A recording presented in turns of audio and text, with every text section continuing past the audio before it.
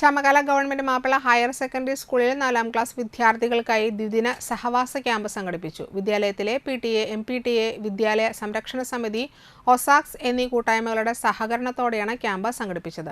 ചിത്രരചന ശില്പശാല, നിർമ്മാണ ശില്പശാല, നാടക ശില്പശാല, യോഗ, മെഡിറ്റേഷൻ, ചിത്രപ്രദർശനം, നാടൻപാട്ട്, വാനവിസ്മയം, റിപ്പബ്ലിക് ദിന പരിപാടികൾ, മണൽ, ചിത്രനിർമ്മാണം, വിപണനമേള എന്നിവയാണ് ക്യാമ്പിന്റെ ഭാഗമായി സംഘടിപ്പിക്കുന്നത്. ജില്ലാ പഞ്ചായത്ത് അംഗം KS ജയ ഉദ്ഘാടനം ചെയ്തു. PTA president CB Abdul Samad അധ്യക്ഷനായി.